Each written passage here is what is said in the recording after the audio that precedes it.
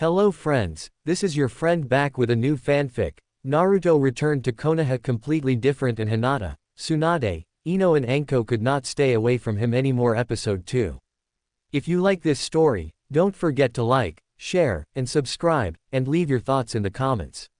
Now, Naruto's return is starting to change Konoha itself, and the mysterious person he became during his absence is pulling everyone closer into his dangerous world. Now, let's start. 5 years had passed since the fateful day that Naruto had humiliated the Tyrells. His songs were sung as far as the north, where the bards praised him as the North's natural son. An amusing wordplay on him being known as the legitimized bastard of Ned Stark. There were till now no complaints from Eddard Stark about defamation, but Naruto would bet his member on Lady Stark having some objections. After all, her son was the same age as him and was still not battle-tested. Not his fault really, Naruto thought. The Stark house has been in a good position ever since the rebellion, and especially since the Greyjoy rebellion. The Greyjoys had to pay an annual penalty of 2 million dragons to the north. And of course they were prohibited from leaving. That would be a pain for Daddy Dearest later. Not like it bothers me much. I will just strive hard to make a fortune for me and my loved ones. All these thoughts swirled in his mind as he faced the King of Westeros in all his obese glory. It was just yesterday that he was called here for a grand tournament of swords. The mighty clash of the kingdoms was dubbed. The best archer, swordsman and the king's favorite hammer wielder were to be called to King's Landing for a grand tournament between the kingdoms, so to speak. The fight was an exercise for the kingdoms to come together. Or that was what the council in King's Landing said. But it was a foregone conclusion in the capital who would win what. The sword fight would go either to the north, the Lannisters, or the newest Royce to be sent here. The archery would be won by the Lannisters, who had bought many talented archers from the Summer Islands with their gold. The hammer event would be a tough fight between Greekjon Umber and the Mountain. The Kingsguard were not allowed to enter. This made everyone curious whether it was a recruitment drive for the Kingsguard. Naruto knew what his response would be if it was a staunch no. You could say living with a Baron Martell had taken its toll on Naruto.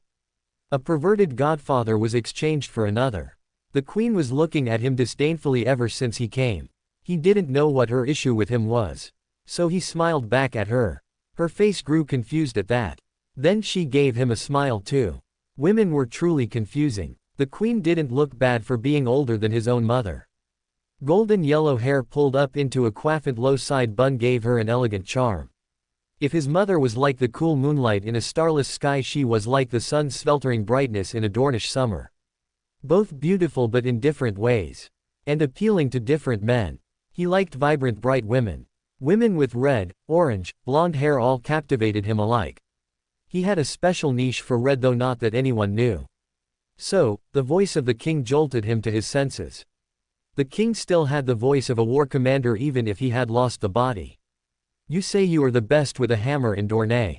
You are a mere 16-year-old. Your father never could even lift my warhammer. So forgive me if I am not convinced. The king clearly mocked him.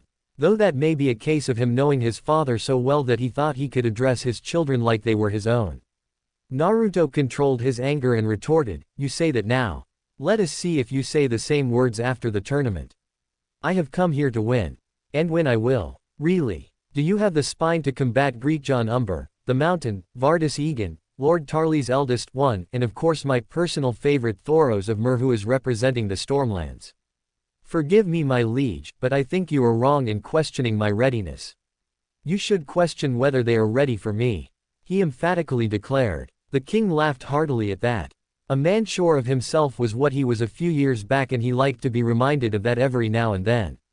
If your skill is as great as the size of the head on your shoulders, boy, then you shall win. My father always used to say the antlers of pride always goes after a fall. Hope that doesn't happen to you. Go around the town and introduce yourself to the people. I want this to be bigger than a jousting for the vain of hearts. Blood will flow like rivers, my boy. The king waxed on about the gory details of the event he had organized. Yes, your highness and your grace. Naruto bent his knees, albeit reluctantly. Naruto quietly went about his way, paying no mind to Littlefinger or Varys, both of whom were glaring daggers at each other and animatedly talking. Both of them scared Nissa. She warned him about their silken webs which were laced with poison. That may be true, but he was a soldier and he was paid to face his enemies, not run to his friends. He jumped on his trusty bay. Jester, so named as his wine, had a distinguished chuckling nature. Jester was a chestnut summer island horse, which naturally made it leaner than the horses of, say, Riverlands or the Reach. They could not compete with the splendid horses of the Vale and Air, but so it could be considered to be in the middle of the horse quality triangle. But what made them the common breed in Dorne was the fact that they were cheap. Horses were rarely so extensively used outside Westeros. All the free cities were more focused on their navy. The Giscari cities were primarily infantry-based. The Dothrakis were there, but they were self-sufficient and their horses were the best. The Summer Islands were only interested in trade, as they were far out of the sphere of influence of any military power. Westeros was behind in many ways as compared to the outside world. The social structure was inhibiting the growth of trade or arts or even military power. The system of knights held value only in the rolling plains of Westeros, barring the north. The reason why there were hardly any knights in the north, a high-born mounted warrior with a personal squire barring entry to the lower classes, was an old unit which would quickly come out of practice if what Prince Doran had in mind were to come to pass. A disciplined infantry forming an unbreakable shield for the shock troops of cavalry. The archer gave them the required cover from within the shielded infantry ranks. A composite army, flexible enough to combat anything with enough discipline. Recruitment is open to anyone strong enough to lift a 7-feet-long spear along with a body-covering shield. He didn't research further, as he was just the muscle. The Toad Prince and Prince Doran were the brain after all. He was good friends with the heir to Dorne, good enough to call him the Toad Prince to his face and get away with it. Naruto was in exchange mocked as the gift of the North. Men of good friends tend to fight over the most mundane things just to pass their time. He rode through the King's Road towards the Mud Gate, turning to make sure to pass through the Flea Bottom. He had a mission to recruit 500 from here for the army. Good that he was going to train them here itself. And he was going to hire another 300 to keep it. Yes, Naruto Dane had become a minor lord with his own keep. And his tenant had made him more than that in a heartbeat. He was glad that he was taken out of his home world. He would have despised himself if he turned like his family, enslaving nature spirits like her to obtain more power. His family had chained all of her siblings, each and every one of them, then sold them to the highest bidder. But she was retained as she was the most beautiful and strongest.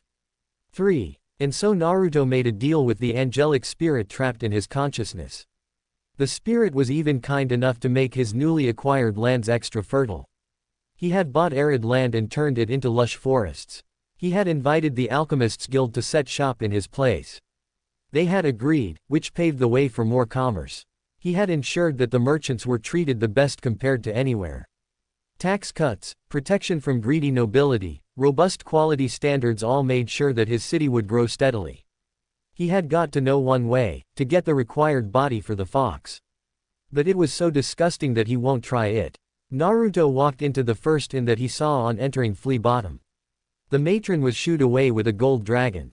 He cleared his throat, garnering attention towards himself. "How are you all this fine morning?" he cheerfully asked, to which only replied. Some were even bothered to throw ale at him. "Too bad, and here I was thinking you will all love to work for me and my liege. My liege wants 500 men at the least and I want 300. Pays range from 5 to 15 stags a day. Well, if you are not interested I will just move on. I am not wasting my time on men who would rather be cowardly drinkers than real men." He proceeded to walk away. A voice stopped him on the way. "Wait over there, lordling. What is your name?" A 6-foot ginger-haired man, probably from the Riverlands, asked him. "Why, I am Naruto Dane, the champion of Dorne, the right hand of a Baron Martell the Red Viper. My liege is conscripting into his newly made will to come with me to Dorne, but your family is invited, temporary residences have been put up. You will have to find a house within 6 months. So which bastard is interested?" Now there was a particular reason why I was selected for this recruitment. The shining knight called Naruto had a face which made anyone believe he won't lie in any circumstances. That I have the purest heart of gold may be true on some counts, but not to the scale that my cherubic, flawless face led you to assume. And it was this innocent face that led the people to sign their death warrants. 5 stags a day for a human shield was sure cheap. The new recruits from Flea Bottom were to be sent to Dany as a peace offering and wedding gift for her army. It will be led by Todi. Naruto wished that Danny liked the army as there was no way she was going to like Todi. The delinquent. Ashara took a deep breath as the insane dream took root in her mind. A redhead woman appeared, chained in a sewer of blood. The woman looked to be in pain. She reckoned this was the nature spirit that her son tried to talk about, hinting that he knew about his origin. She took short strides towards the fellow woman. She was not so trusting of the woman in front of her. Naruto told her that she had some connection to foxes and the whisker marks on him were identical to that of foxes. Which could mean this was his real mother. A woman who was chained inside her own son's subconscious. What did she do that made it necessary to chain her? I loved the wrong man. She said to her as if she could read her thoughts as clear as daylight. What? I didn't say that out loud. She was surprised, her face was not that expressive. But your face gave me the message quite legibly. I am a nature spirit. In my animal form a swing of my tail could call forth tsunamis and earthquakes. But I can also sense emotions and I sensed wonder and curiosity among many things from you. Then her eyes glazed as if she were reminiscing on her past. My lover Madara had a fight with your son's grandfather Hashirama. The fight would have ended in our favor had not Hashirama's sorceress wife come and enslaved me through her magic which relies on spoken words. And I have been so for more than 100 long years. She explained to her albeit with a lot of creative freedom. Then how did you end up with my son? Ashara was blown away by the ghastly story her guest was telling. Being a woman who had also loved the wrong man helped her to empathize with this spirit. Just enslaving wasn't enough for her. She wanted my powers to be her own. So she took my essence into her very veins in a bid to absorb me. She lived a long life of over 100 using my life force. The red-headed woman started to sob. All my siblings were then enslaved by the woman and her husband. That still wasn't enough for them. They sold us to the highest bidder and kept me around. In the words of the witch herself, the world should not see your beauty. They should not see your love, hatred, pride. All they should see you as the nine-tailed fox, the mindless beast. And all the earth, the wind, the fire, the sea behold and learn to pity me. The beautiful woman told her sad tale. Ashara was moved to tears as she heard this and stood beside the woman, trying to set her free but to no avail. Emotionally overcome, Ashara embraced the poor woman. What is your name and what of the woman who did this to you? Sorry, I can't tell you that. Names have power and I made a mistake long ago in telling it to my lover from whom the name was stolen by the sorceress who enslaved me. Then along came her daughter. Her name was Mito, your son Naruto's grandmother. Quote, then how can you stand Naruto? He is the grandson and son of those who have harmed you the most. Ain't you wary of him? She asked, wanting to know her reason for trusting them. She is either too trusting, which I can believe to be one of the causes of her downfall, or she is fond of my son. How many sons? How many will you sway with your charisma? My father was known far and wide as the sage of the 6 paths. He was the kindest and wisest man ever to grace this world. She said with a small smile on her face. You were his favorite. No, but I was his eldest and he had a lot of expectations from me. I could say I fulfilled most of them. The reason I am telling you this is that he told me, beating it into my brain again and again, that the sins of the father shouldn't be borne by the son. Every child is not governed by what his parents were but by how he was brought up and his response to it. Your son is nothing like his family to me. The Kyuubi continued audaciously bluffing the other woman. The Kyuubi was a shapeshifter. Giving itself the appearance of Mito was not far-fetched. She could have chosen Kushina's face, but Kushina's face was not suited to play a victim. Kushina had too strong-lined of a face. Mito's dainty, aristocratic triangular face with her high cheekbones, swan-like delicate neck and regal but soft eyes were the best for this purpose. Of impersonating an enslaved unlucky victim. The Kyuubi had made some additions too to make sure that the image of the tragically beautiful, innocent slave was maintained. The beauty spot on her right chin gave her a distinct appearance. The only downside to this was that the Kyuubi would have to stay confined to the human constraints of gender. If she wanted her freedom here, she would have to play the role of a hapless woman. Years in women's bodies made the demon spirit understand how that particular gender worked. So it was chosen for convenience and utility. But she still hated having and wanting a physical body. Thanks, but why did you call me here to your abode? I thought you liked being alone. That is what my son said. Ashara asked. I need help. This world is not conducive to my kind. I am fading, tell your son to consider the offer I gave him. I thought he would find me a dragon, but time is short. I may even die in a year if I cannot meet Mother Nature again in a safe manner. You're my only hope. Tell your son to reconsider. Don't sentence me to my death. Quote, I am listening. Life has been too hard on you. And another fell to the fox's web. Dawn of the Whiskered Dane. Naruto met with Ariane and her retinue of the sand snakes were nowhere. Nymeria, Sorella and Tyene were here. And so was a baron, but he was probably some poor whore somewhere. Take an hour or two, his superior would be here famished and drunk. His master had a bond with his sister which was identical to his own with Alyria. So he knew if she was killed in the brutal fashion that Elia was, he too would be affected. Ariane looked at him with her characteristic predatory eyes which Nissa had dubbed the cougar eyes. Not affectionately but sarcastically. He really had to get away from her, she was now making him uncomfortable. Do you have anything you need to ask me? Yes, when is Lord Abaron coming here? We have much to discuss. The Tyrell campaign and the Second Sons, he blurted. She sauntered towards him in a walk that made blood rush to his nether region.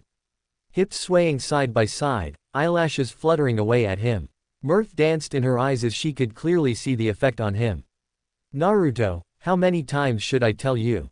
This is King's Landing. You don't just say things like this aloud even in a room. Here even the pigeons fly with one wing and safeguard their innocence with the other.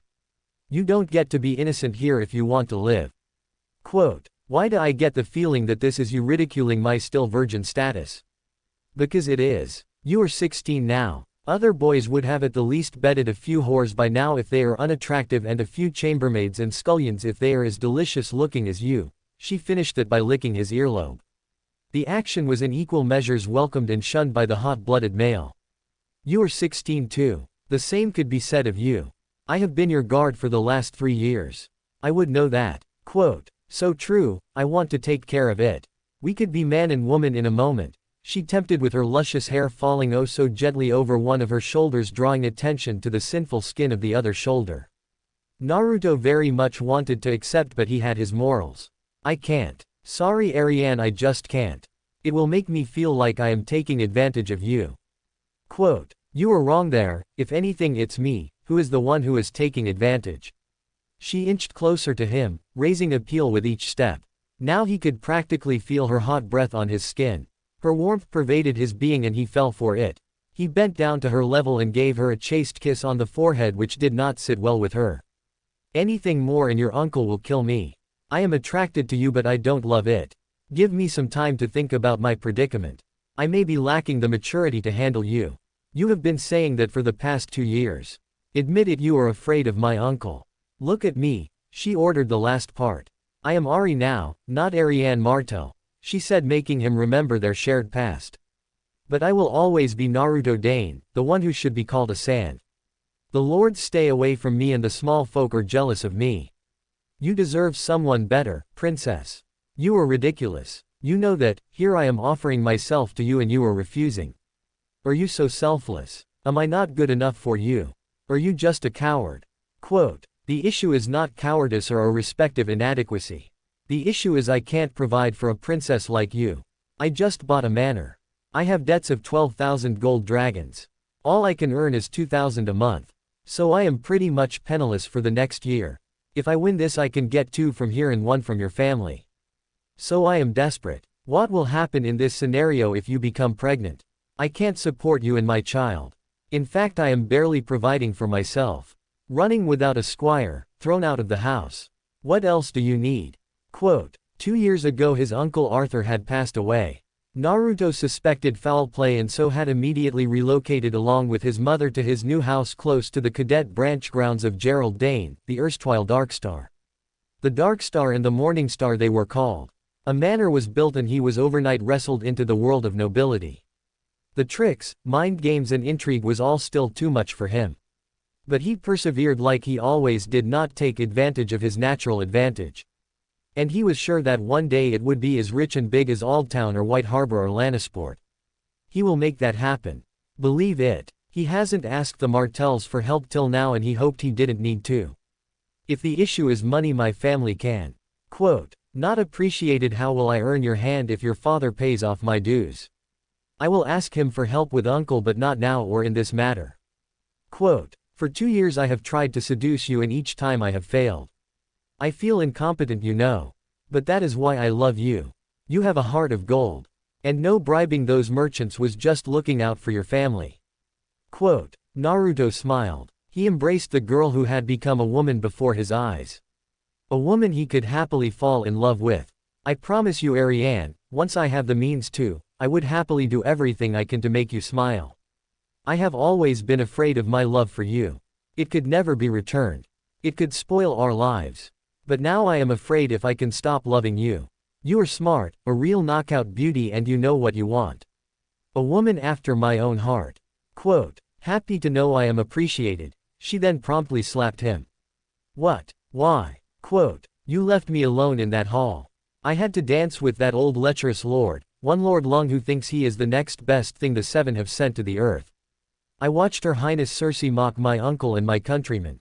I watched the king mock every woman with his approach in life. And you leave me alone in the presence of those vipers Littlefinger and Varys, she said. Will saying sorry save me the trouble? Because I have a lot of work to do. He gracefully tried to get away from her. And he was disheartened when he saw she was not having any of it. Oh no, you are not getting away so easily. I want my cuddly bear. You are going to be mine tonight. Ariane proclaimed and promptly pulled him to the bed. The double entered was lost on the blonde though. They rolled over the bed in a mock fight. Like they used to in the past, and they had a nostalgic pillow fight. And then they both laughed. We should do this more. I miss those days. Do you, Ariane? Quote, of course I miss those days when you wore your emotions on your sleeve. You had a hissy fit when I said father had found a prince for me to marry. Why would I do that? If anything, I should have been happy you would be married off to another. You are more trouble than good. Quote, Naruto, she screeched. Get back here. Quote, and they fought like little kids. Dawn of the Whiskered Dane. John Aaron. The word evoked only positive feelings no matter who you asked. Except if the person is Viserys Targaryen. So it was with septism that Daenerys responded when magisterial Illyrio told her to study up on him. The reason was that the man was responsible for half of the Lord's defects. And she had to be as charismatic and charming if she had to dream to get her brother on the throne. But the niggle in her mind remained as to why she was told to do this and not her brother. Illyrio was gazing up at her looking for an answer. The man was their pillar of support in these hard times. Though he did it for his selfish reasons, he was appreciated for his help by her. How far along are you in your studies? Did you study up on his maritime policies to see that he has ensured that while no one reaches us here, the same could be said of us reaching there? Far away from sight, far away from mind. The magister teaching her broke her out of her thoughts. Yes, I also saw that he has ensured in the last 10 years that the Martells and Taels steadily lose their power. And that they keep fighting each other. The issue with the Danes has escalated by giving a wreath of goodwill to Alaric. The Martells and the rest of the Dornishmen support the other one. What was his name? Naruto. Yes, it was Naruto. Strange name. Quote, yes indeed, but his origins are stranger. You did hear about him seemingly being blessed by the seven. He has artifacts to prove it too, it seems. Maybe a hoax story. But he has credible proof. I would like to congratulate the bastard. But what I wanted to hear was from those who do you think are your allies and foes? And can you truly trust them? Quote, only the Martells can, as the current establishment has wronged them considerably. The death of Elia was a major blunder by the otherwise astute Tywin, she dutifully replied what she was taught by him. And what if our candidate was someone they didn't like? Then what would be your response? They don't hate us. Viserys has a marriage contract with their princess. If not him, you said it would be me. Quote, really, what about Lyanna and Rhaegar's son? Quote, they didn't have any. But if they did, I think they would be a little bit hesitant in supporting us. Is there any other reason? Quote, no. And because of that they can't be trusted. You will have to marry Khal Drogo. He will give our cause the required firepower. Study up on Dothraki customs. Quote, does Viserys know about the wedding? The wheels of her mind were grinding and she was putting the pieces together. He was the one who offered you to him. Quote, is he gonna be at my father's place? No. And no, it is not me either. The father receives the bride gifts after all. An army of 30,000 screaming Dothrakis. Illyrio gave his characteristic grin which told you he had earned a big profit there. Is he a relative of mine at the least? She asked, eager to know what will be her future. You are learning. Soon you will be able to match in intrigue with us. Learn to be cunning as the fox, brave as the lion and as faithful as the snake. Quote, do we really have to be the last part? I don't like cheating. Quote, everyone has their own style, Danny. You will get yours soon. You'll have to be patient till then, the Magister advised her. The Magister ended their class twice in a week and rolled away seemingly undeterred by his obesity. Danny peered at the weaver of plots for a few moments as he had trouble getting out of the door. So he had hidden the true Targaryen heir from them, till now only to reveal it to her in a subtle manner. If this was not his message that he didn't approve of Viserys, then she didn't know what was. But for the life of her, her mind was not letting her spill this to Viserys, out of spite. Out of fear. This would break her brother. He would be raving crazed at her and the others around. Her brother would throw even more tantrums and bully her even more. She knew what she had to do. She won't let this happen. She ran towards the Magister. Wait, can I get a knight for a personal guard? Dawn of the Whiskered Dane. Another knight bites the dust in front of my man. And you Littlefinger bet that the priest won't win because he wasn't a knight, just a priest. I am bleeding you dry now with this bet. The tournament had started and Robert, like an impatient child, had ordered Thoros to fight first. The hammer event was then scheduled first to say his desires. Thoros was against predictions, winning. The flame sword-wielding man was effortlessly wielding the warhammer. The next to match strength with him was the Mountain of Lannister. Again, the man from Myr was not the favorite. Looking at the mountain, you would agree. The fight started as the judge rang the gong. Both the warriors tried to figure out each other's moves. Thoros parried a heavy blow that almost took away his head. Making some space between them, he utilized his findings and struck out at the giant's left leg. Gregor was having trouble as the Myrish man had penetrated his weakness. His left leg had never healed after having the fight with Esser Gerald Hightower. Every 2 months it gave him spasms, and unfortunately it was that day today. Thinking morning of our new decision to take out the way he does everything. He bum-rushed the Red Priest, fully intent on dealing damage to the ribs. The warhammer was meant to crack bones through heavy plate armor. The more protected the guy was, the more he would be pressed together by the combined force of the hammer blow and the self-weight of the armor. But these things are hardly of a grave matter if you were a 7 feet tall, 400-pound beast of a man. Gregor broke into a frenzy of crazed blows, trying harder than were necessary to inflict harm on the priest. Thoros was unperturbed as he battled on. Neither of them had gotten any blows, but that war was not alarming. As worth the skill and size of both, one blow was all you needed. Thoros finally saw an opening and he grabbed it with both his hands. Locking their hammers entwined them, he sent a punch to the giant. The giant looked dazed for a while, never expecting that. Enraged, he rushed in and overreached on the first strike itself. Thoros then promptly batted away the hammer to rain the blow that will stun the giant. Gregor got the air knocked out of him as he was plunged in by the hammer. He lost and he got hit by a blow which could kill any other man. For him, he would probably be in bed for a month. Thoros, you have made me a very happy man, the king cheered in his debauched way. Thoros was pleased. The money Baelish. And now the new kid. Quote, Naruto stood still with his nerves frayed. His opponent was again a Tyrell man. The eldest of Lord Tarly's sons. Like his father, he was a big hairy ape of a man. A generous squarish face with a strong jawline, a roguish curve of the lip, and his blue eyes all made his opponent a fine example of a handsome man. His strong build with broad shoulders and a thin waist giving him a streamlined body clearly stated that the man was strong and older than him. The older in this context meant more skilled rather than a dip in physical levels. After all, both had just started on their journey in life. Scared to fight me? After all, I will be harder than the Tyrell you crippled. I am grateful to the kind for making this a hammer fight. Now I can return the favor sevenfold. One for each good that you claim has blessed you. Liar. As if. Quote, Randall Tarly spat the last words as he raised his hammer sky high and proceeded to knock Naruto down. Naruto just looked bored. An amateur wielder. That is what he gets. And the previous fight was between two skilled gigantic maestros. Compared to that, this will be a pale attempt at a match. The hammer was a heavy blunt force which though slow could potentially kill you in one blow. Now this common knowledge, but what it meant was practically unknown bar a few. The hammer should be held in a backhand manner and then used to strike repeatedly at the chest level. This ensures that even though heavy, the weapon will not be too slow. If the wielder was careless and egoistic enough to hold it above the head and was looking to end the match in a single sure blow, anyone could. A bastard like you will never be noticed by the gods.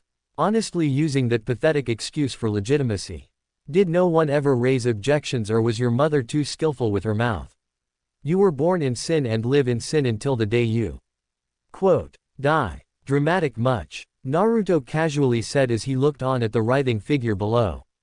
The moment the enraged Tyrell man with a raised arm had come forward at him, he simply roundhouse kicked the guy in the elbow, disarming him. And in the same motion when his arms came up, he smashed in Tarly's jaw with the hammer. Now you die for defaming my family. Before he could proceed, the voice of his king stopped him.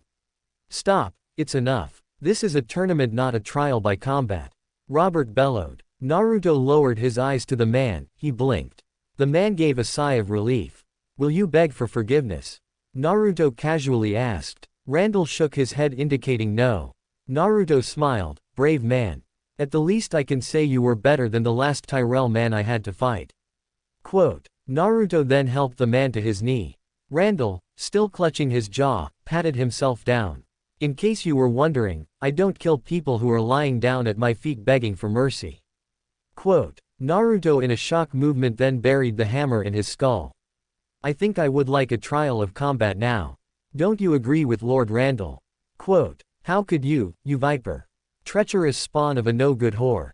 Randall Tarly accused him of frothing at the mouth. Would you believe me if I said it slipped? Naruto gave a highly embarrassed shrug at that, which if not for the circumstances could have endeared him to everyone. The queen now had all her eyes on him. The look in those eyes reminded him of the ones that his tenant spirit had on many occasions. The king had a mixed expression of annoyance and genuine excitement. Across the hall Greek John Umber had begun bawling out his amusement. The wolf has got even sharper teeth living with the snakes. You could have been a real lord of men in the north, son. To hell with these craven, the Umber proclaimed about the blonde Dane. Wake up. He nudged her. She continued to sleep soundly on the feather-soft cotton bed that he knew she liked sinfully. Wake up, sleeping beauty. He nudged her again, this time more forcefully. Go away, it's been ages since I have slept so soundly, Minato, she groaned half asleep. Wait, Minato. Screaming, she got up from her slumber. Looking at her with his infuriating smile was her childhood friend Minato Namikaze. 16 years after she buried him. 16 years after his body lay deadly cold in the ground. I am just a clone. A shadow clone my creator kept safe as a last resort of sorts, the now revealed clone tried to explain. Knowing that he got her attention, he continued. I need your help. Wherever my son is, the part of my soul and Kushina's inside him has been snuffed out. I fear that Kyuubi is free. The clone came straight to the matter. So what should I do? 16 years, Minato. Years in which much has changed. I am not the same woman you remember. In many ways that she was not inclined to tell him now. I know, you have grown older. I can see crow's feet here. He stupidly pointed out. Death had not changed him much. What do you want? She said, not letting his comment get to her too much. 16 years he hasn't seen me, and the first thing he notices is that I have grown old. Stupid blonde, if he was alive he would be looking twice the age of Kushina, and I would have so teased him. Mercilessly, without remorse, and regularly. Even I am not safe from the curse of hatred. Save him from the Kyuubi. Here is the seal to his location. I had tagged his clothes and you are a censor. You will be able to find him from there.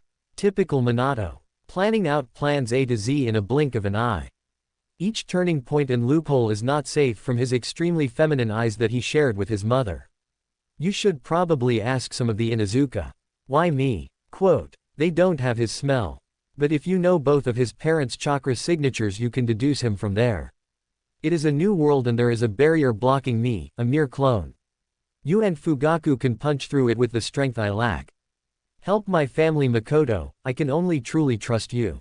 Quote. Sure I will. But Fugaku is not here. He may not return for a long time. Quote. Then tell the Hokage. He can accompany you. Even though Jiraiya was our sensei, I won't recommend him. I doubt he slowed down after my death. Quote, he got worse, she deadpanned. Minato winced. How did he convince Kushina that Jiraiya would be a good godfather?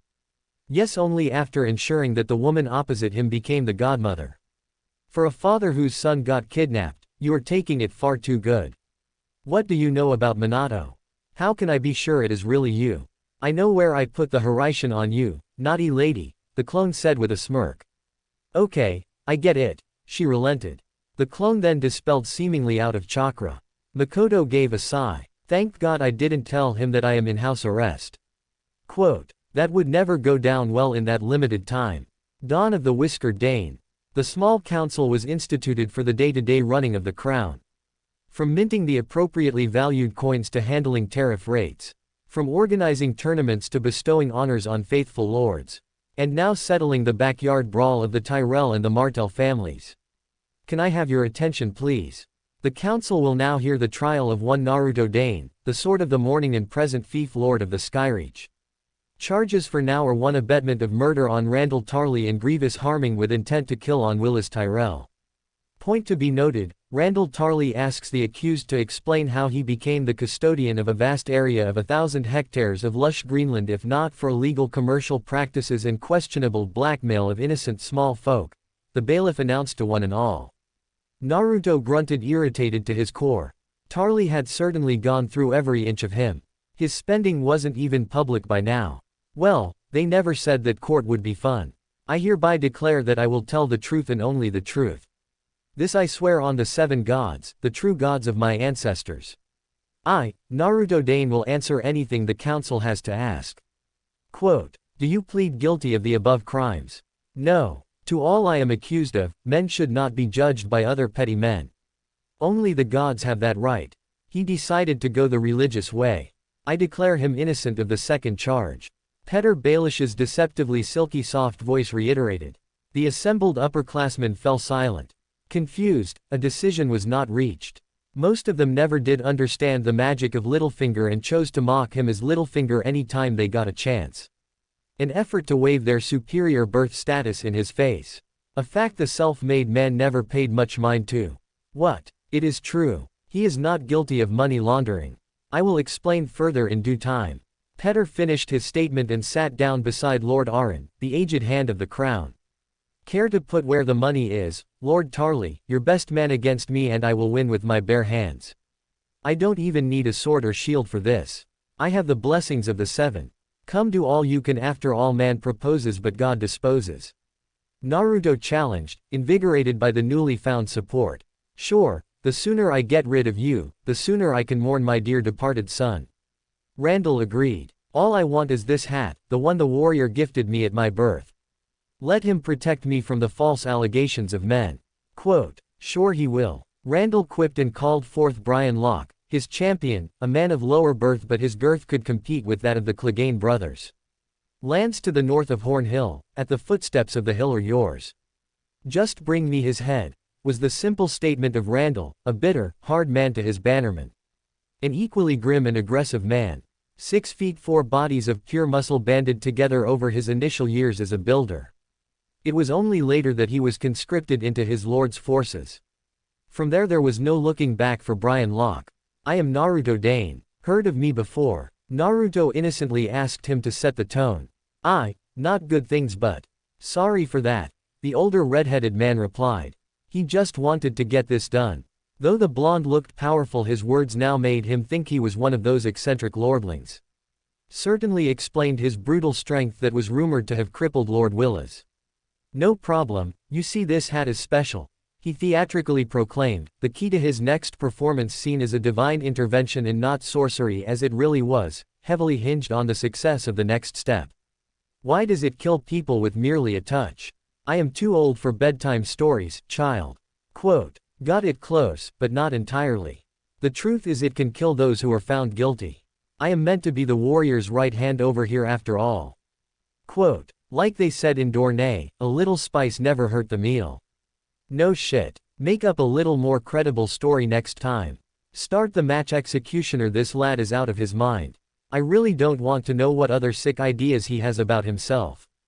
The older man was now convinced of his victory. You don't know half of it. Naruto smirked and then continued his mumbo-jumbo. Brian Locke, you have been found guilty of greed. Of overreaching and coveting what is not yours by the laws of God and man.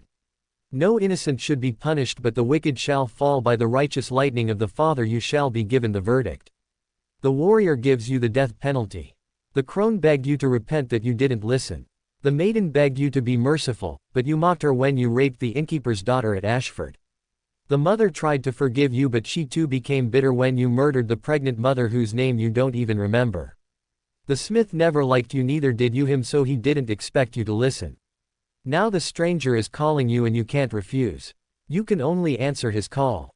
Then out of the hat, black lightning fell down upon the rich man, sintering him to a nice crisp. You people should have believed me before, now I have to show proof. If you only believe by seeing, how blessed are those who believe without seeing. Bow to the seven who have made their presence felt for us mortals. Let me one day understand what he wants. Let us all pray with me. Quote. And so he continued the prayer he had made up prior to this gimmick. What in the name of the seven is that? John Aaron voiced what everyone had in their mind when the possibly crazed man finished his solo prayer. That is what you call judgment delivered, my dear honored lords. Now let us move on to the next accusation. Naruto said with a twinkle in his eyes which showed his amusement. There is nothing you're free to do. Quote. The sole priest in the room then knelt down facing Naruto. O great prophet, forgive this humble priest, for he has sinned. I am a little too attached to the matters of the flesh. Quote. The Father is all forgiving. Just give yourself a chance. Repent and you will be saved. Naruto saintly said, I will inform this to the High Septon, he will visit you soon. Forgive us for ever doubting you. Quote. As I said, all is forgiven. I will talk to the High Septon. I am sure we can mutually help each other. Quote. Dawn of the Whiskered Dawn. Naruto had thought he would be left alone now that the excitement was over. He nearly had to answer questions and give advice to 100 people. He even had to bless some. The drawbacks of projecting yourself as an emissary of God. He would think the same too if he didn't know what he was using. Chakra. Flashback. It was one of his many conversations he had with the spirit trapped within him. He had given her better accommodation than the last time he saw her. But she still refused to let him call her by her name. In fact, he didn't know it yet. What can I do for my esteemed jailer? You seem to be anxious. Want to learn something new? She chided him. It was a routine now.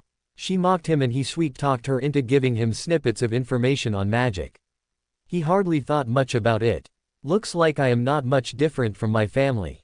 Knowledge. I thirst for it. Hunger for it. Quote. That is true for any curious child, Naruto. Don't be too hard on yourself. Now did you do all that I told you to? Geez. Yes. The hat is certainly a conduit. But quite weak for it. That too only for the lightning inclined, those only. Seems like it belonged to some sort of lightning type, as you informed me. Quote. I am a nature spirit. I don't indulge in violence. So I am sorry if I can't be much of a help here. I am inclined to fire as well, but I have a brother who has that affinity. What he told me was lightning is swift, uncompromising justice. Harsh and to the point. No frills, no fancy seal work. All you have to do is manifest it and then it is clay in your hands. Quote. Thanks. I bought the dessert. What should be the next step? Quote. Go there and I assume you have planted some seeds. It would be better if it grew into a tree naturally. Quote. Mustard seeds. Seemed fitting. The smallest of seeds growing into the biggest of them all. Just like our friendship. You are sweet but words are not enough, darling. Actions matter. Your will and your drive only will keep us safe. Quote. Naruto grew a little depressed when he heard that. From all the evidence in her own experiences he should have expected it. But it still left a bad taste in his mouth. Telling him that his homeland will soon send after him either to coax him there or simply kill him and get her still angered him. Would he have been so cruel to this harmless angel if he had grown up with his people? She had even made him try once to steal her power. It was noxious. Like he was ripping out both of their hearts. When asked why, she simply said it was to make him understand how anyone can use her. And if he had to, he would have to. Lost in his thoughts, he didn't know when he had reached the location. He had bought it from the Vaiths, a lowly house who owned the arid lands over here. They were glad to sell these to get some scraps from the Martells near Blackhaven. I reached the place. Quote, "Good, now place your hands closer to the seat and let me do my work. I warn you it will hurt a lot. You can still let go now." Quote, "I won't. I will do all I can for you. To make up also because I have grown fond of you." Quote, she giggled lightly. "Okay, Naruto-kun, here it goes." Quote, a red miasma seeped through his fingertips and within seconds, the seed became a plant. Then the others followed. Even the sand changed, mushed out to a rich blackish color. The mustard tree grew high. 10 feet, 20, 30 only after taking 40 did it stop. The branches were stout as a summer island longbowman's arms. It stretched before him to the misty east in the morning light. Now his holdfast was much more than that. Protected on all sides by Mother Nature personified and eager to grow to the sky. From the smallest seed, the greatest tree was born. Now my power is just enough to be able to be held in a woman of your choice. Age and appearance doesn't matter. I will anyway change it to how I look. Quote, thank you for realizing my dream. Quote, no thank you for giving me this opportunity. I will remember it for as long as the mortal shell holds. And after that too, though you will be long gone before that, Naruto. I estimate I may live up to 1,000 years. Even less if this world as it has, till now absorbed my power. Little by little. Quote, so what now? He asked tentatively, not knowing how to proceed. He understood. 1,000 years might be nothing to her. She may even forget him in time, though that hurt his little heart a bit too much. You can call me Sarara from now on. She giggled out at the end when she saw the gobsmacked look on his face in his mindscape. Really? Another foreign-sounding name that I have to remember. Quote, we can make one up for me, suited to your liking. Quote, it still won't be your real name. Kyuubi smiled. The boy had so much to learn. She may as well teach him. But it will be a name you bestowed on me. I will cherish it as my own. Quote, Gwenwyfar. You shall be Gwenwyfar Murgain. 1. The Red Enchantress born of the sea. Nice. You are really getting the Valyrian language down right. It will help you to learn your own mother tongue. As for the name, I already like it. I shall only be Gwenwyfar Murgain from now on. Now find me a body, my brave knight. Quote, as you wish, my lady. Your wish is my command. Quote, the real fox of Westeros was getting more closer to her freedom. Inch by creaking rotten inch she clawed her way through the unforgiving world. Lord Baelish, what a pleasant surprise. I thought you would wait at least a day before coming to me. Naruto greeted the man who was giving him the second ingredient. She is ready. I want my receipts, the bond and the shares. A small step for you to take but a giant leap for me. So get onto it, my Lord Dane.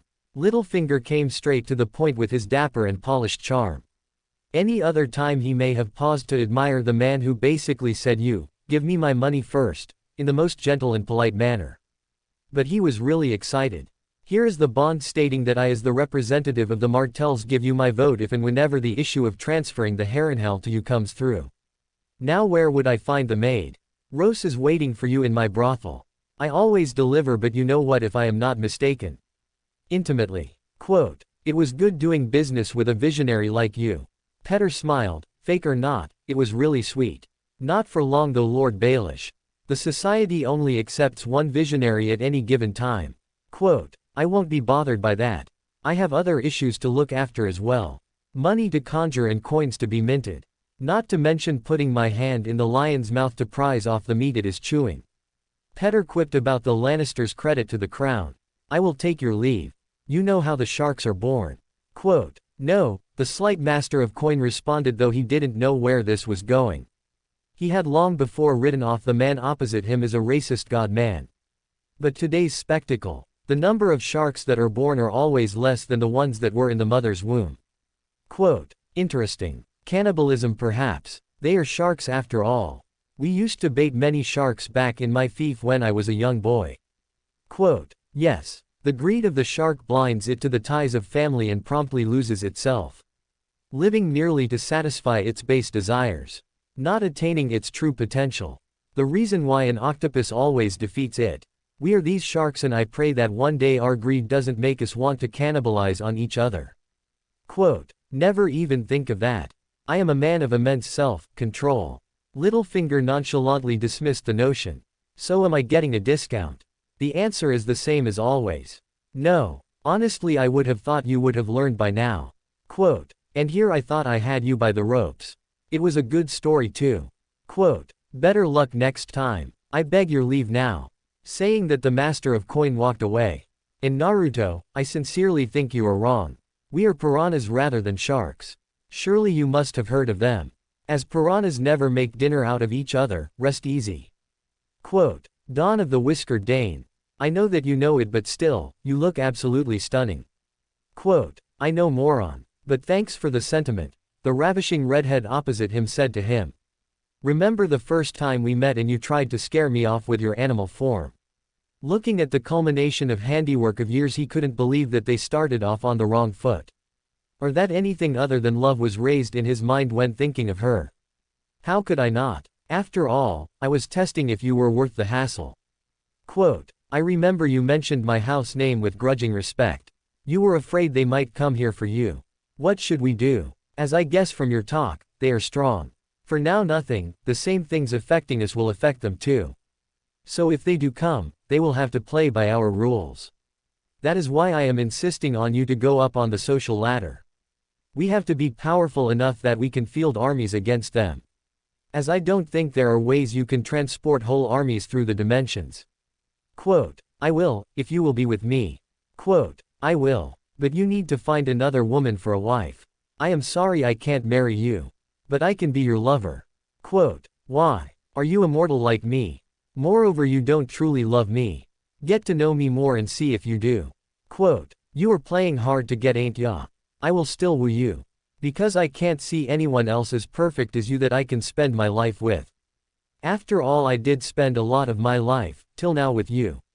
Not much change there. The idiot was persistent, if anything. You naive idiot, that was as a slave hoping her master would free her, not like now.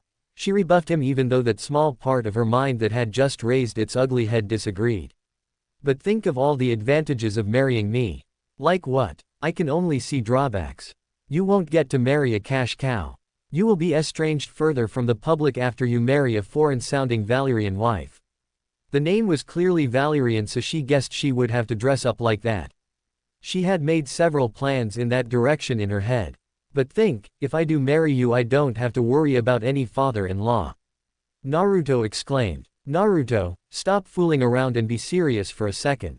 Konoha is too powerful. Quote. How is Konoha like? He stopped. For all her talk, she never told him in detail about that place. The now named Gwenwyfar took a long breath. Let's just say it is heaven on earth, at least to its inhabitants. Its sheer beauty is so outstanding that not a single place here can match. Naruto brought his lips into a small, oh. For her to say so, that meant it was likely the best place on earth. Its founder, your grandfather, was capable of harnessing the calming power of nature, and I am of its oppressive powers. The Senju Uchiha with the money of the Uzumaki made Konoha possible. It is the strongest kingdom there. But it is surrounded by enemies on all sides. Quote. How big of an army can it field? He was from Westeros, where only numbers mattered. Gwenwyfar knew that she would have to drill it into his brain about just how powerful and resourceful a shinobi was. Not more than 10,000, but make no mistake, each Konoha soldier is worth 5 of here. Quote. A grandfather of mine was its founder. So does that mean a relative of mine would be ruling it now? Not likely, it doesn't function that way. Konoha rules through power. Might is right. Only the strongest can become the Hokage, the ruler of the place. Family and birth have no value. You released me, their little tool, their whipping boy. What does that make you but an enemy who doesn't follow their ideology? Loyalty is the next thing they value right after power, she said, frustrated. What of the Uzumakis? He fished for more information. If you see those warlords flee, reverses in war notwithstanding, they still have a lot of power.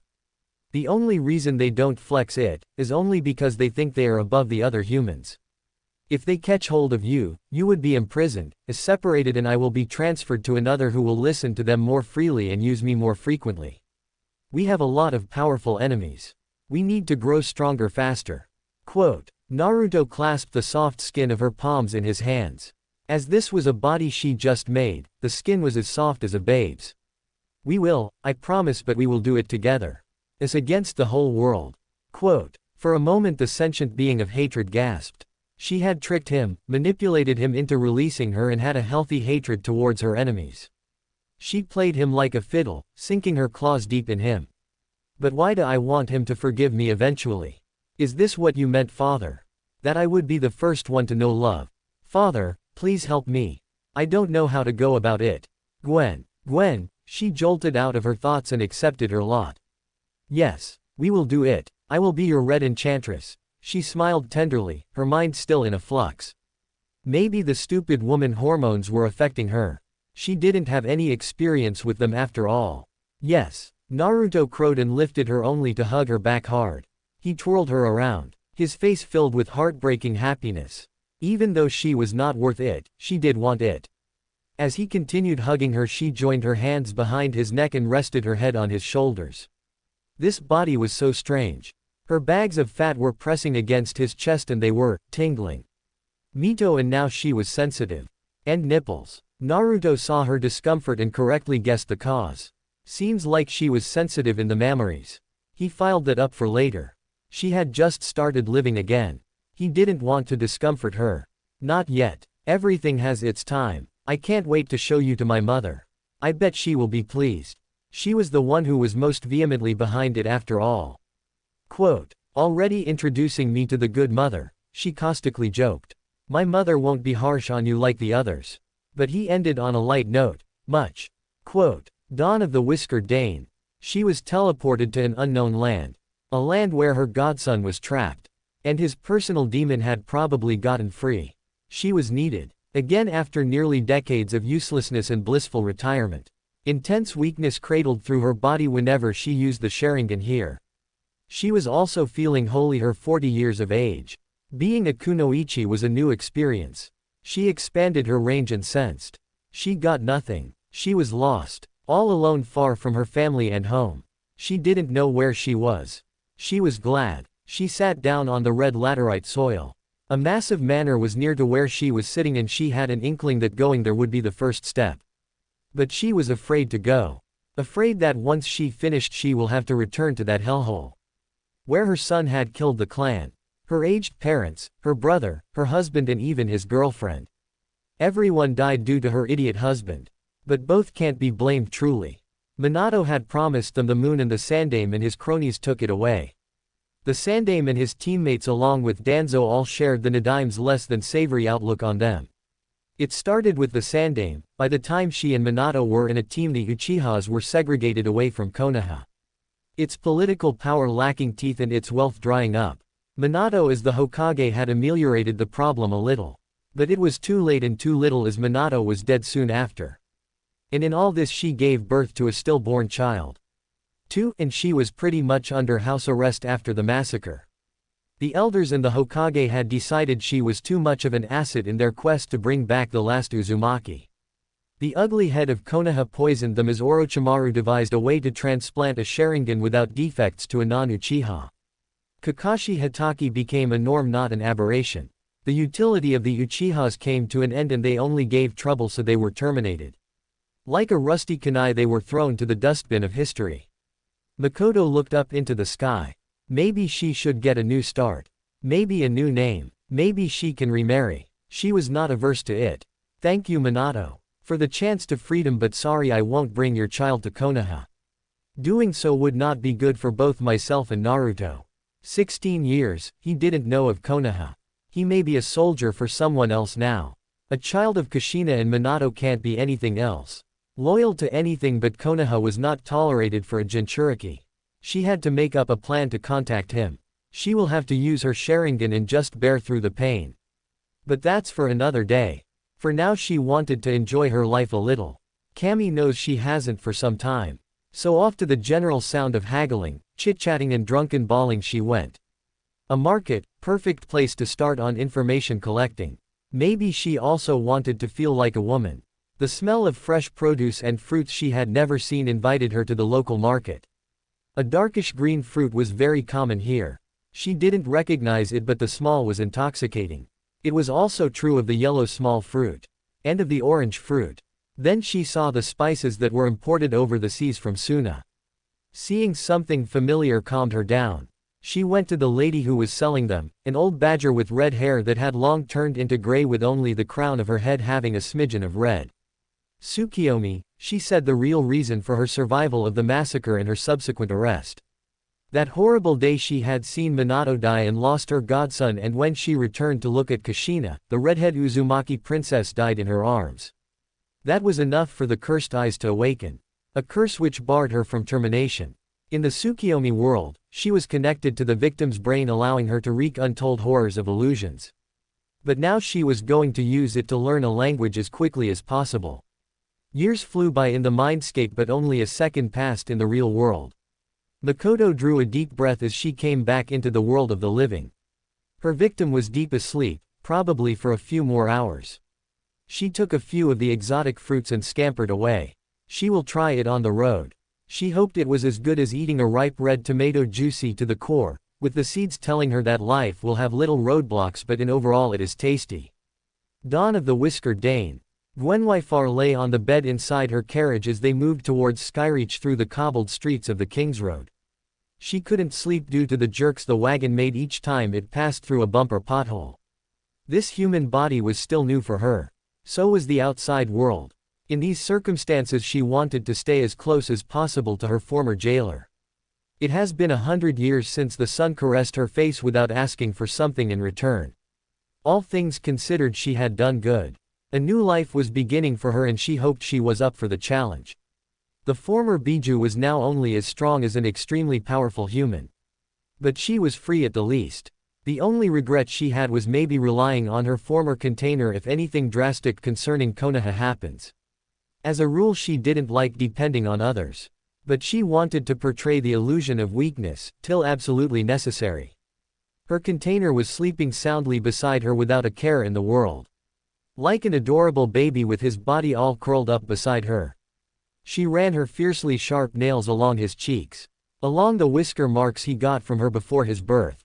He stayed asleep still. Asleep, totally innocent of her dealings. It was fortunate that he was not averse to the same thing she did, otherwise she would be wrecked by this new feeling, guilt. Why did I become a human again? The new emotions were driving her crazy. What she got was fool's gold. She was surprised when the blonde beside her got up. Yawning, he rubbed his eyes with his hands before smiling when his gaze fell upon her. A truly beautiful body reaction, she had to agree. Good morning, my beautiful enchantress. You're looking even more addictive than you were yesterday. Quote, flatterer. Come on, introduce me to your friends. I think I can manage some walking. Quote, it's just Drinkwater, Verdelie and the Albrighton twins.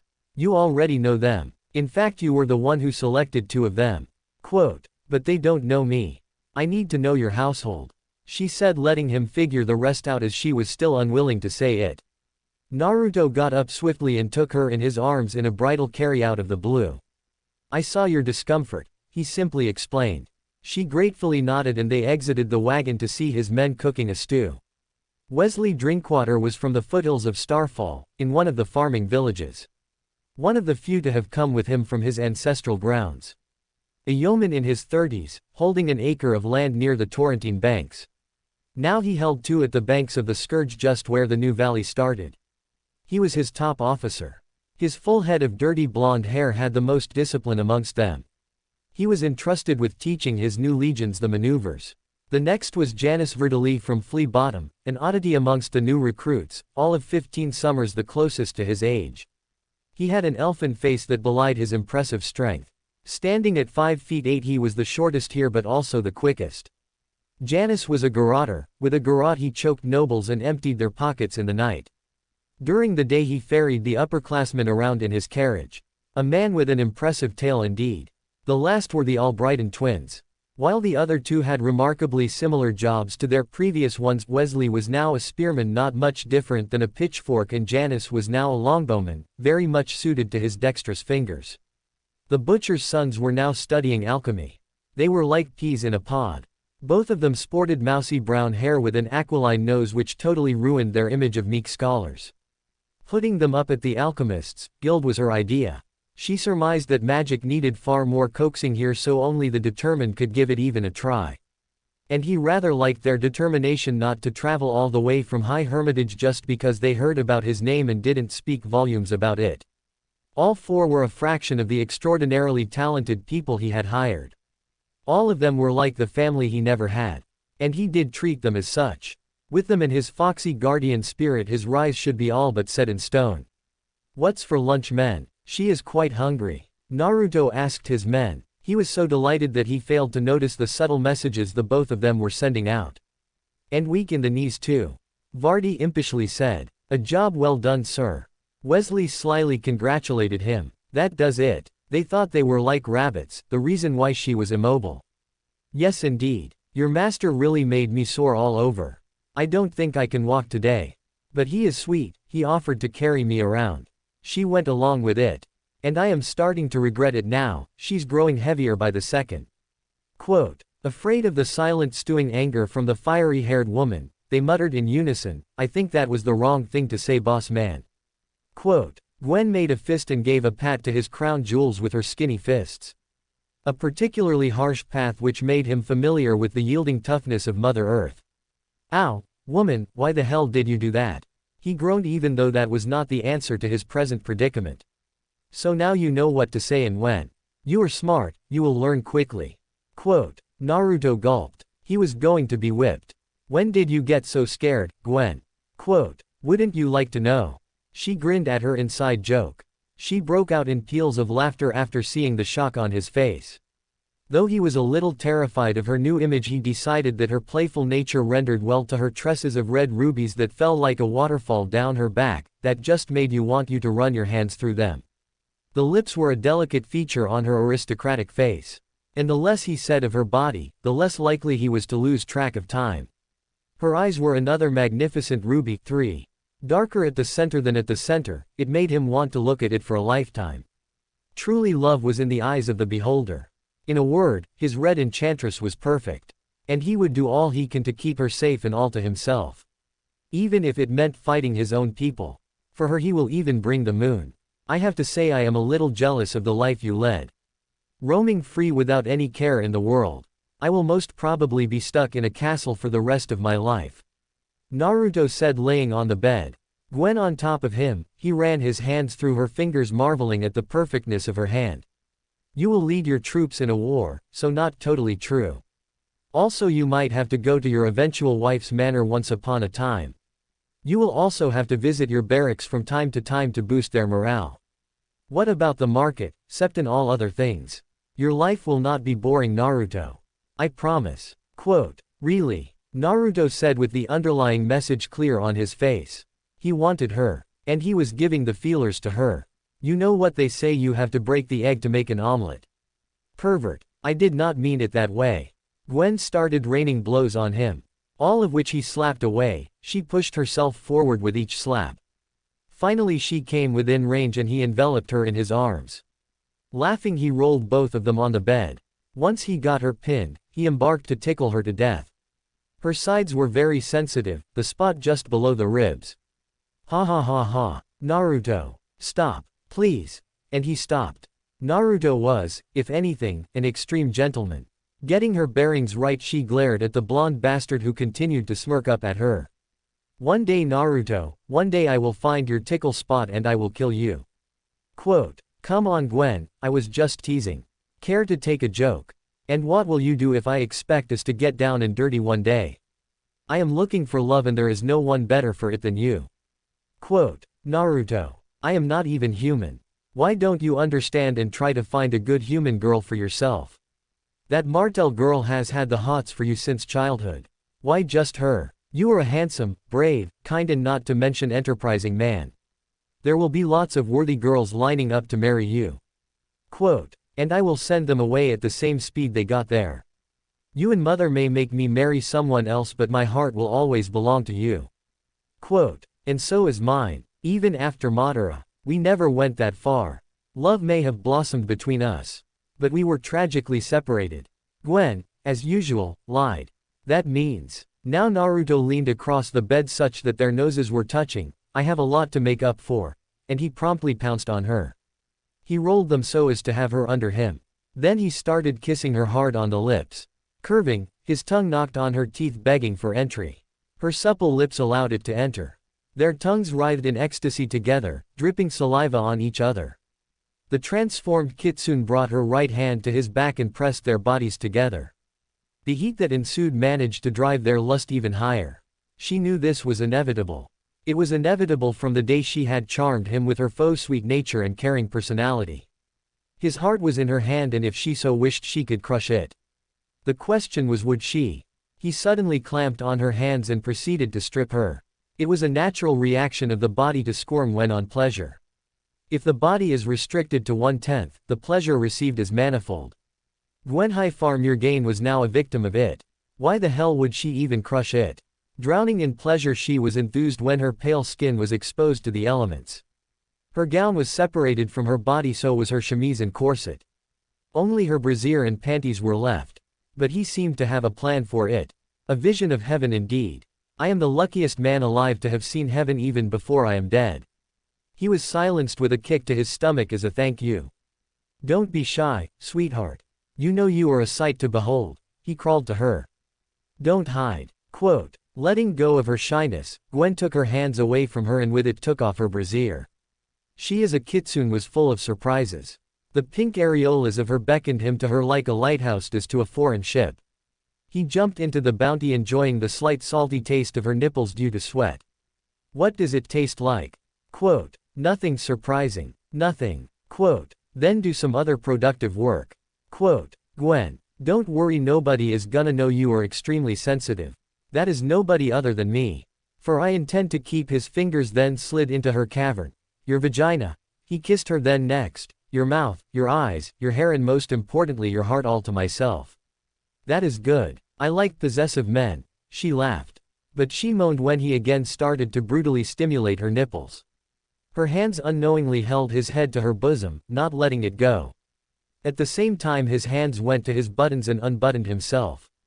Removing his breeches, both of them were in their birthday suits in front of each other. You are beautiful, Gwen. Quote. You too. Quote. Sweet, awkward first love. Due to inexperience on both their sides they went about it clumsily. He at first couldn't insert his member inside her kitty. She freaked out at the sight of blood. And Naruto ejaculated prematurely due to excitement. But in spite of all this, they made love. It was a statement for both of them. A promise to each other that they would never stop loving each other. The blonde fell in love with his prisoner from the first day he gazed upon her. The redhead fell in love gradually. After all, it did take her some time to become a her. They engaged in a few more rounds in varied positions as they learned through experience. Naruto learned that she liked to have her left side body touched more. The right-handed redhead was true to fashion, more sensitive in her vulnerable left side. A vestige of the times when and fear used to coexist. Gwenhwyfar learned that he liked her nibbling his shoulder. There were some masochistic tendencies in him as he came suddenly in the second round when she out of the blue bit his shoulder. The spur of the moment reaction seemed to quicken his seed. You are a masochist after all. Say hello to your new mistress. She made a whipping motion to tease him. Very funny. Come on, get up. I want to have something to eat. Quote. Oh, did I hurt your ego? She gave him a light peck. Don't worry, I will make a delicacy of your homeland to brighten you. It is called ramen. Quote. Ramen. What kind of a name is that? Ramen. Sounds like what you would call some group of men like King's men. Quote. No, silly. She giggled. I assure you will love it. People used to say its taste is heavenly. I think I am spoiled for any taste other than my sexy red enchantress, he cheekily replied, giving a peck back to her. I will be going to the hall. Do make it fast. I will come in half an hour. I have something to pick up. Quote. Gwen watched him go. She had a hunch that he was gonna bring back liquor. He was good. He was a good charmer. Even without their history, she could have fallen in love with him. To Dream of Uzu, my new story, read it. Just mouthwateringly delicious. Is it okay if I say I love you even more now? The way to a man's heart is from his stomach after all. Naruto said through a mouth half filled with the noodles. That's okay, silly. Now we need to think of a suitable cover story for me. Something that allows me to always be near you. Otherwise people will spread rumors. Which will not be good for you. Quote. You shall be my personal physician. You learned from the Academy of Valyria. I saved you from being raped by bandits, so you are indebted to me. Quote. That is fine. The cover story is close enough to the truth that I can fake the emotions. Quote, yup, now feed me. The blonde then opened his mouth to force her to feed him. Gwen sweetly took the bowl and inched closer to him. But surprisingly she emptied the whole bowl on top of his head. At the moment, both were roaming the barracks. Naruto had managed to raise a standing army of 5,000 bannermen. Though paltry in number true to Dane fashion, they were some of the most well-equipped and trained personnel. He had managed to give each of the infantry shields of ironwood. Sourced from the foresters whose second-born exiled son Asher was working for him. He was thinking of making his infantry corps into something which mimicked the famous legions of the Unsullied. Formations, battle tactics all needed to be hammered. Fortunately he was more than up to the task. He had made a fishbone formation to combat the elite cavalry of his rivals. Gave the infantry large rectangular shields which would cover each other en masse. Armed with spears and a utility short sword, the disciplined infantry if the formation was held was more than worthy to be called an elite force. If the knights who were the nerve centers of the army were brought down, then the morale would be anything but low. For that pikes were employed. After making the infantry into the best in Westeros, Naruto wanted to find out some way to make the cavalry cheaper.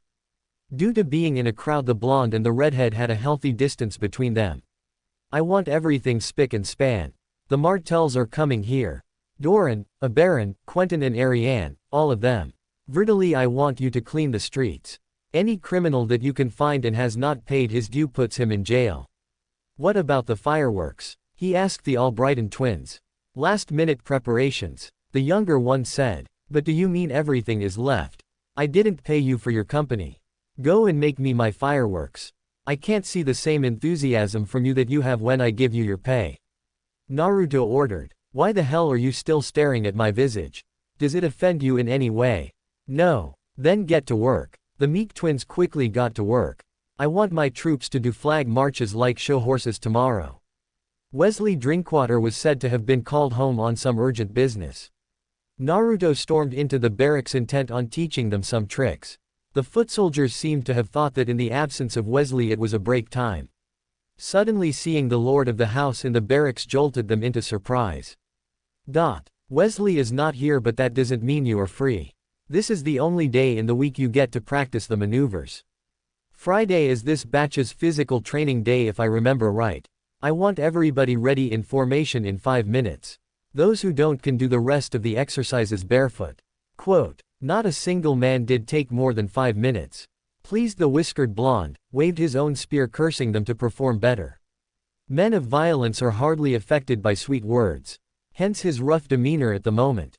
And sometimes you also had to show them that you are not afraid to put in your own effort into a dream you envisioned and you alone will reap. And so even Naruto joined in with them. The first exercise was to shield the whole troops from a volley of arrows. To cut on costs, Naruto had given orphans stones to throw from slings. That way he didn't have to pay the expensive summer island archers, and even the cost of fletching arrows was saved. The orphans for early training to be archers. This would in the future cut down the costs of hiring a decent archer. There was only the minor problem that the stones actually tested more the shock resistance of the shields than its piercing resistance. Rise up the shields, block out the sun. Show those orphans that we are sons of a single father. He lightly mocked the orphans. Mocking others always exhorted the not mocked ones to perform better. The not me mentality takes over the brain, and we try our hardest to not fall in the accused group. At last Wesley came in, with a frown on his weather-beaten face. His eyes were drooping with a profound sad expression. Good morning, my lord. I had to go away for a while. My farm has been attacked. The bomb was dropped. Did any of your family die? Naruto asked the inevitable. He didn't want Wesley to say anything before he got the answer. Whoever the bastards had harmed this man's family. His family. In his holdfast all were his family. Gone to pieces was the skull of whoever did it. I am sorry, man. The blonde lord embraced the soldier warmly. Who? Quote, all. My wife was raped and then burned. My son was beheaded. My only son. My only child. He was so smart. He even learned to read and write. Wesley broke out in tears. Is the Tells, or any of them, no matter who it is, tell me. I will get our vengeance. Quote, the villagers say it was the mountain. The mountain was going to the Sept of Daenerys as per his annual visit. He listened to my wife. When she refused, he killed my son and raped her before killing her. Quote, witnesses said all those. If they could see it because he did it in the open, then why didn't anyone stop it? Because people are afraid of him. He is more of a monster than a man. Wesley said between sobs. Then I will have to slay a monster. No one, not even God, harms my people. Janice drafted a meeting with the mob bosses. I will have the mountain's head before the Martells come here tomorrow. Quote, my lord, he is the mountain. Surely you don't expect to kill him in one day, the elder Albrighton twin in charge of accounts asked him. Fear was written clearly on his face. I am not even afraid of God's dear friend. And this is not just bravado. I already have a plan ready to slay him. I only want 5 men with me. Now who has the guts to come with me to kill the mountain? My lord, let me be the one who takes his life. Let me hold the knife that drives into his throat. Quote, if it goes south, the blame will first fall on you. Do you want that? Quote, I dunno, but I do want him dead. The bastard even ate my favorite shepherd's pie, which was being baked by my Sarah. Quote, done. Quote, do read to dream of Uzu, my new story. 6 men. 6 men were all that was needed to kill the most ruthless and powerful man in the world and get away with it, according to Naruto. He had set the stage very skillfully. He had met with a random mob boss of the area and dangled a piece of bone to them. If he could trap and kidnap Clegane, he would give him authority over one sector of his holdfast. That sector would be the boss's, and he would have to take care of law and order in that place. He was to keep the streets clean of other criminals. Evil to cast out evil. Evil to protect thee from evil. Gregor Clegane had, after saying his base instincts, proceeded to roll through the mountains to jump over to the Tyrell lands. Both out of safety and practical concerns. Usually Gregor cared about nothing in life, any misdeeds Tywin took care of. He was the show horse whose mere presence bolstered the allied troops. And Tywin knew his value only too well. But there was a limit to everything. Protection, happiness, strife, and even divine intervention. So why should Tywin's generosity be any different? Never did Gregor Clegane know that death awaited him in the inn he was staying until it disturbed him mid-sleep. The almost 8 feet man opened the door and bowed down as the door frame always hit his head. In front of him was standing a vision of a woman. Blonde ponytails on a cute round face. Tall, slender body and modest teats. She had an angelic beauty to her that Gregor wanted for him to spoil. Wherever he saw beauty, he spoiled it. He made it as ugly as himself. For only a vengeful and ugly bitch would love him. My lord, I have to take care of the bedding. She explained the reason for her arrival. Come in. He let her in. She swiftly and expertly took care of the bed. She put in a pail and proceeded to change the bed sheets. Gregor inched towards her, intent on taking advantage of the poor woman. First he will stuff that pretty little mouth of hers. He will use those blonde ponytails as handrests to her throat. When he was just a few centimeters away from her, she turned. The angelic face had turned devilish. Or was she a devil who appeared angelic to his demonic nature? A prick was felt by him as a needle had been inserted into his wrist. You know, I was skeptical when my little brother said it. But now I am a believer. The milk of poppy works even if it is inserted right into your veins. You don't have to drink it. Sweet dreams is when you wake up, nothing will be sweet. Quote, the Lannister's left hand fell asleep. And when he woke up, staring right in his face was a Baron Martell. The Red Viper. The one whose, you killed my elder sister. The Red Viper knelt down so that a Baron was on eye level with him, tied to a pole. I am sorry, a Baron, but I promised his head to Wesley. Quote, let him have the mountain's head. I want something else. Something which defiled my sister. Gregor knew what came next, but history never wrote him as a smart man, only a strong man. I raped your pretty little sister. You know she was begging me to let her go. Said her brothers would ransom her. I entered her butthole even as she pleaded that not even her husband did it. And you want to know the most amusing fact? I did it in front of her daughter all the time, saying that if she didn't perform well, her daughter would be quadruple A. The Clegane screamed out his agony as what made him a man was severed. Though a being like him could never be held as a true man. I still did her daughter. Ha ha ha. He was silenced by Wesley mid-laughter as he slit his throat. Wesley had a grim expression. He too was outraged by what he heard. I should have slit his throat sooner. Sorry to have made you listen to that. Wesley said to the Red Viper. Formalities not given were forgiven, as at this moment they were not a lord and his subject. They were two men who had their most precious females in their respective life be taken away. It is fine, I had to hear that. If you remarry, give me a holler. I will foot the bills. Quote, I will, my lord. Denying was an insult to the lord in question. I have done some cruel things in my life. I am a wanted man after all. But that man disgusts me. He was a monster, the mob boss that Naruto had contacted just stated. You just made a living, out of necessity. This man liked to watch the world burn. Are you sure no one would get to know? Quote, sure, my men gave the man's family 1,000 gold dragons as payment. He will announce himself as the murderer. The dirt won't reach me, so it will never reach you up in Leafhaven, the man on the edge of the law admitted while looking up at the dead man. Even in death he had a brave stupid smile. The Lannisters won't be happy. How will you go about it, my lord? Wesley hopefully asked, looking to repay his master for his magnanimity. Cersei. We'll have to soothe her. She and her father are the only Lannisters not on my side. And having Tywin on your side counts for shit. Hopefully his daughter is different. Quote, do read, to dream of Uzu, my new story. Uncle, Naruto, you are back. I was getting so bored. Gwen is such a bookworm, the Dornish princess whined. How did it go? Gwen lightly asked her beloved. Both were out of tune with the other two occupants of the room. Without any trouble, and he went inside to clean himself. A baron chose to wear the blood on his clothes as a trophy. Both as his redemption and punishment. Mark of his achievement on killing the killer of his sister and of his failure in protecting her and letting him get away with it for 17 long years. It is enough, uncle. Stop berating yourself. Can you do that at least? For me. Quote, I want to meet my daughters. The dinner is in 2 hours, right? When Ariane nodded, he went away, engraving onto his mind to cut short his mushy moment an hour later so that he had 1 hour to prepare himself. Now both the women were alone in the room again. Men, they are so emotional. If they didn't have us, the world would have been such a cry fest. Quote, I have to agree with you, my lady. Quote, so, how was he? Quote, good. Extremely good for a virgin. Pray tell me how you know. Gwen was genuinely curious. It was the way he looked at you, and both of you immediately knew what was up in each other's minds.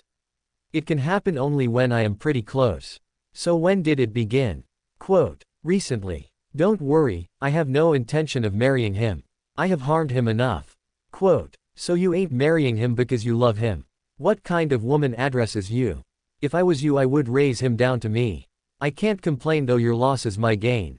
Quote, go after him. He deserves you. If he knew the truth about me, he would hate me. The Kitsuse was finally admitted to someone other than her own conscience. You are weird but a redhead. He likes red hair, doesn't he? So like his father. Ariane remarked, referring to Ned Stark. I can't wait for dinner. Papa has an important admission to make tonight, he said. If he is planning on marrying off to the Targaryen, I have to make my move on Naruto. Quote, I won't have you using him like that, miss. He is not your play toy. Quote, no silly. I will have him knock me up so I won't have to go. I have my spies sending me reports of the Targaryen prince's madness. They say he is mad like his father. Quote, oh, good luck with that. I have to change. So please excuse me. In Gwenhai Farm Murgain, the kitsune went away seemingly to nowhere. Thank the seven, she is weird. Ariane promptly went to the wardrobe she had bought with her. Her handmaidens in her room helped her to get ready. She had a small but well-connected group. There was Tyene, her cousin, then Lord Wood's daughter, and the Tarbeck heiress bitch. The bitch was of the opinion that just because she was engaged to the unmarried Dane in Starfall, she had to poke fun at the Dane here. But father had not allowed her to dismiss the bitch as she was a daughter of an important ally.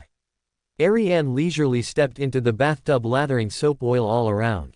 Most of the high-born ladies liked to have their baths taken care of by their handmaidens. But the Dornish princess liked to take care of it on her own, as it gave her much-needed time to think and ponder on her actions.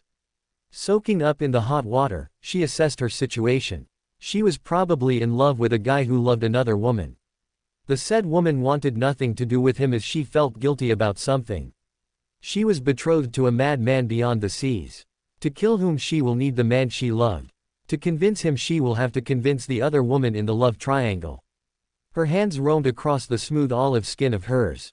Naruto always complimented her skin, while running his fingers around her sides. They were very curious growing up and shared a lot of skin. Nothing else needed to be said. Her fingers driven by memories went to her warm cavern and sunk in. She got herself off by thinking lewd thoughts of her and him doing it. In the bedroom, at the rooftops, in a back alley, she climaxed at the thought of them doing it in front of a sleeping Viserys. Getting up, she dabbed olive oil on her skin. The summers in Dorne were a dry affair, so intensive care needed to be taken. A few drops of the jasmine essence that she loved were spread on her body. Now the question was, which one of her dresses should she wear? The backless samite silk gown that gave the false notion that her teats were supported by the air around them. It was made with the most expensive and soft samite silk, in a shade of burnt orange. There was an eye-catching blue trim on the cleavage drawing attention. The only drawback was it may come out as a little offensive considering the fact that her father would be here. The other was a conservative shoulder-less gown which accentuated her glorious bubble butt. It had the cutest yellow o'here buttons at the back, making it easier to put on and remove. Again respecting her family, it was done up in shades of orange, ochre and golden brown. As a guilty indulgence of hers, she had made the inside of her gown skirt red, the brightest crimson red. A color Naruto was quite fond of. There was also a bow tie at the back that teased you to open it. Choosing the second gown, she called for the bitch to help her put on the dress. The Dornish princess petulantly made it a point to have the Tarbeck girl have the most work on her hands. Sauntering to the dining hall, she idly noted that Tyene had a better apparel on her. Tyene had grown up to be a real beauty. She tried to be as smart as Sorella, but she was impatient. But the daughter of the Volantin had guile in spades. And she utilized it often. They all sat down on the table. The servants brought in the hot piping food. Meat dishes of the summer islands, fruits of the reach, cured sheep meat from the north, and there was even oyster from Torrentine banks. Oyster. Naruto, my boy, who told you I am partial to it? Was the only question that Lord Doran Martell had in his mind. After his illness very few foods appealed to him. And oysters were one of them. The oyster, he believed, calmed the pain in his leg. Just observe, my lord. I stayed in your house for a decade. Naruto explained his knowledge. Good. Learn something from him, Quentin. Doran exhorted his son, then turned again to the blonde. I want you and my son to go and meet the Targaryen girl and her Tyroshi guardian. Tell her there has been a change in plans. The rest my son will explain to you later. You're going places, Naruto. I got a letter from the queen yesterday asking to employ you in her retinue. A baron revealed. Why does she need that? I thought she hated me. Naruto was flummoxed by her request. Dunno why. Don't wanna know. But take it. We have very few links to the capital. And the Queensguard, as she wants to call it, is welcome. Quote. But I am a lord now. I can't be expected to be in the capital year-round. Quote. She doesn't want that. She only wants you to accompany her when she has to travel. If I didn't know better, I would say she is asking for your company. A baron slipped in a sliver so that the rest could be discerned. The king is going to the north. Why? And once I get her I will strangle her, the whiskered Dane retorted angrily.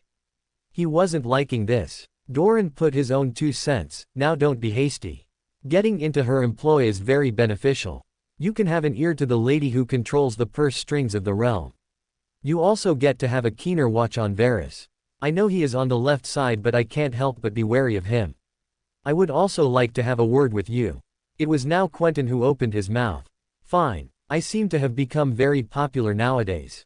The Dane groused. He will have to think of someone to take care of his fief when the Lannister butch did call him. Trying her best to drive a stake between him and his father. After the dinner he came across a servant he had never seen here before. A raven-haired slender woman with eyes as black as coal. Keeping in mind to check her details later, he followed Quentin when the swarthy prince beckoned him. How is life treating you, my dear friend? Is Lady Dane well after Arthur's death? She isn't as sad as she used to be. What do you want me to do, Froggy and Tear? Say honestly. You know our deal. Quote. That you would help me with the throne and I with my sister. We were kids then, but I think you held that promise as an adult. Quote. Yes. Get on with it. Don't be shy. Quote. It's not exactly what father had in mind. But I think this is the only way it would work. You know I am not very brave, nor am I dashing. And if that made you think I am a scholar, that is not the case. Quote. Now Quentin had a sly smile, but you were everything I wanted to be. But you didn't want these. You were not interested in power, riches or great foreknowledge. All you were interested when young was in the female gender. You still have Katrin with you, don't you? Quote. Yeah, but she is like a sister. You know how much we look alike. If she had amethyst eyes like mine you would mistake her for my female twin. Naruto said of the blonde who had poisoned Gregor. So you don't have a fling with her? Quentin poked him. No. Hell no. It feels gross to me. You know, like your own sister. No, Targaryens don't count. She was in a sword till a few months back, Quentin. As a sword she was like a sister to me. Outside I don't want to treat her like my whore. Quote. Good. I thought you would not be faithful to my sister. Quentin replied. As a response Naruto only smiled. A smile that indicated to Quentin how wrong he was. You did it with my sister. Along with her. How depraved can you both be? Now I really want to know, did you knock her up or anything? If yes, I will knock your teeth out. Quote. No, she says. And with that Q3 BTYN attacked him. You, at least have the decency to make her pregnant after you are married. She doesn't have restraint, so it is your responsibility, he shouted at the end, finally at the end of his tether. Yes, my lord. Naruto cowed down at the incredible rage his friend showed. So what I was saying is this. I want Viserys killed. If you do that, my sister is yours. Quote. Of course. I will kill the father even for a chance with her, but those again. You know your sister likes it up her back door. Quote. Gross. I don't wanna hear that bastard. Or I will tell Ariane of that time you bedded the whore who looked similar to her. Quote. You are too late for that. The two high-born men fought each other on mundane things. That always brought in old sweet memories. Of the times when life was simple and the greatest problem they faced was a scraped knee. After a few moments, the fight was finally stopped. The Martell party went back to Sunspear happy with all on their agenda fulfilled. Naruto was now lounging beside the window with Gwen by his side. They were just discussing the unknown kitchen help that he had spotted. Their decision was to question her outright if she was an agent of Varys. The unknown lady had no prior letter of recommendation or anyone who knew her. She just came out of nowhere. For some reason this terrified Gwen. Not even the steward remembered hiring her. The woman in question opened the door and strolled in. Naruto got up and turned to her. Gwen got a shock as she saw the Sharingan again. Greetings Naruto Uzumaki. It is so nice to see my godson again. Look at you. All grown up. I think you are a little taller than my Itachi. Quote. Both the man and Kitsune stiffened. This was not at all what they had expected. They had thought that they had time to prepare for the inevitable clash with Konoha. Nothing was ready. No army did they have. No techniques worthy of killing armies did they possess. Not even the magic of this land. Gwen fearfully asked her, who are you? Her memory was not so clear, but Gwen knew her. My name is Makoto Uchiha. I am his godmother. And who are you? Quote. I am, and the wrecking ball fell. How was she even gonna get out of it? Makoto was scrutinizing her even more. She didn't want to lie. The gates from Konoha were now open. Were the dead going to outnumber the living? She wouldn't have it any other way. So friends, this was episode 2 of this emotional and powerful story. If you enjoyed it and want the next episode soon, make sure to like, share, and subscribe to the channel. Also comment down your thoughts. Do you think Konoha is ready to handle the new Naruto who returned from the shadows? I'll see you in the next episode.